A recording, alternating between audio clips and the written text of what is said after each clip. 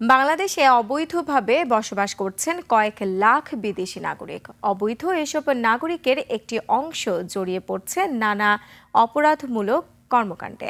বিশেষজ্ঞরা বলছেন, প্রশাসনের যথাযথ নজরদারি না থাকার পাশাপাশি আইনের ফাঁকফোকরে অবৈধ বিদেশি নাগরিকরা অপরাধে জড়াচ্ছেন। তারা বলছেন, সমন্বিত ডাটাবেসের অভাব, পাসপোর্ট ও ভিসার অপব্যবহারের কারণকে দায়ী করছেন তারা। সিরাত আল মুস্তাকিমের রিপোর্ট।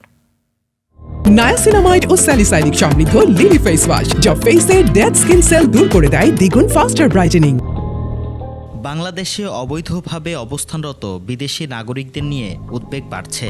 অবৈধ বিদেশি নাগরিকদের একটি অংশ জড়িয়ে পড়ছেন ডিজিটাল জালিয়াতি ও মাদক ব্যবসার মতো ভয়ঙ্কর সব অপরাধে। সরকারি পরিসংখ্যান অনুযায়ী 2025 সালে বাংলাদেশে অবৈধভাবে অবস্থানরত বিদেশি নাগরিকের সংখ্যা ছিল প্রায় 33,500। তবে বিভিন্ন সংস্থার মতে বাস্তবে এই সংখ্যা কয়েক লাখ। পর্যটক বা ব্যবসায়িক ভিসায় এসে মেয়াদ শেষ হওয়ার পরও অনেকেই গা ঢাকা দিয়ে থাকছেন দেশের বিভিন্ন প্রান্তে। আইন ও বৈধ কাজ না থাকায় এসব বিদেশি নাগরিকরা অর্থ উপার্জনের জন্য বেছে নিচ্ছেন অপরাধের পথ। বিশেষ করে ডিজিটাল প্রতারণা, এটিএম বুথ জালিয়াতি এবং কোকেন বা উচ্চ মূল্যের মাদক পাচারের মতো অপরাধে তাদের অংশগ্রহণ এখন আশঙ্কাজনক। স্থানীয় অপরাধী চক্রের সাথে হাত মিলিয়ে তারা গড়ে তুলছে শক্তিশালী নেটওয়ার্ক। অবৈধ বিদেশিদের সংখ্যা দিন দিন বাড়া ও বিভিন্ন অপরাধে জড়িয়ে পড়ার জন্য সরকার ও প্রশাসনকে দায়ী করেছেন অভিবাসন বিশেষজ্ঞরা। বলছেন, আইনের ফাঁকফোকর, সমন্বিত ডেটাবেসের অভাবেই তারা অপরাধপ্রবণ হয়ে পড়ছে।